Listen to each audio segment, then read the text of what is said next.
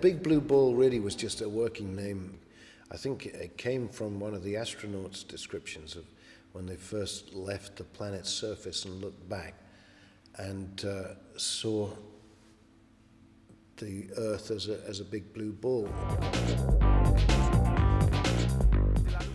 Carl is a partner in crime, and we had the room upstairs. I think it was 92 that the first recording week happened. We had this week full of invited guests and people from around the world in 24-hour cafe and music making.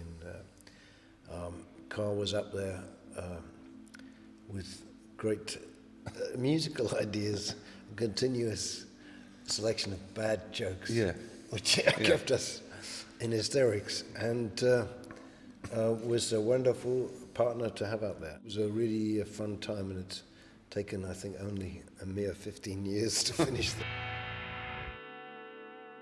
I just got invited by Peter. I don't really know why. The Big Blue Ball song is Carl's song, and he generously created it and then threw it in. Spaceman, see there's no heaven above us.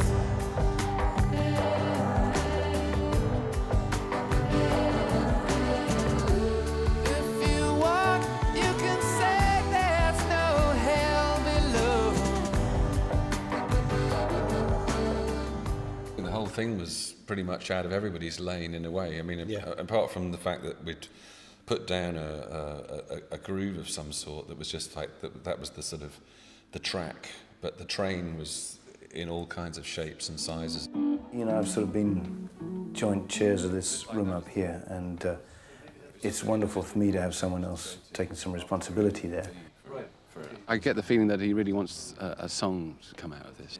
Something that works in its own right in the same way that, you know, like a number, you know. A number you can like lean on the lamppost at the corner of the street listening to wafting out of a cafe and like stand there chewing gum to and think, you know, yeah, that's okay, you know. Rather than it being, I mean, we want a song, you know. I think he very much wants to try and find a song, you know, out of all this thing, rather than just having the groove. A lot of people were recording their albums in the same week with sort of a production master of some sort, you know, Phil Ramone or John Leckie, or all these people were there doing basically other people's albums, and we'd kind of lasso, you know, Egyptian string sections and Japanese drummers and djembe players from Senegal.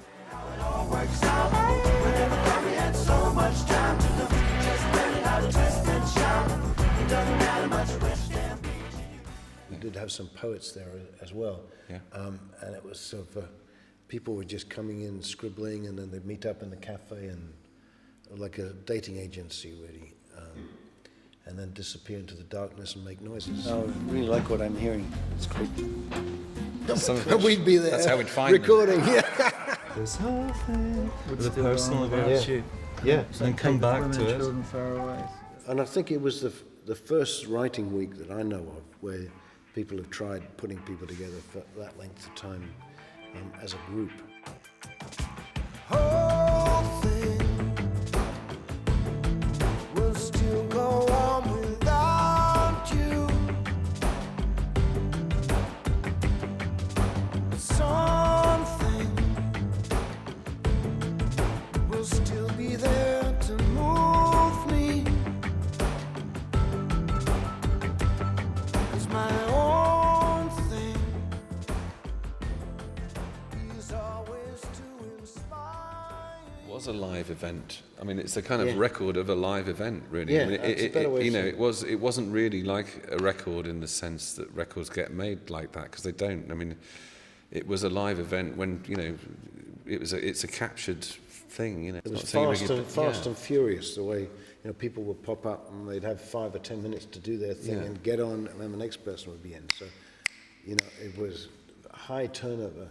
I don't know, I really did feel like it was an honour, you know what I mean, to be there, because it was like you don't get the chance to play, to sit in a room, that somebody's organised this room where you've got, you know, so many people from so many different backgrounds, like I keep saying, you know, and but making music together, and they were all amazingly talented, you know, and it was, and yet so diverse. So it was a sort of paradoxical thing. I'd love to do it again, actually, because it was some of the most fun music making I've ever had.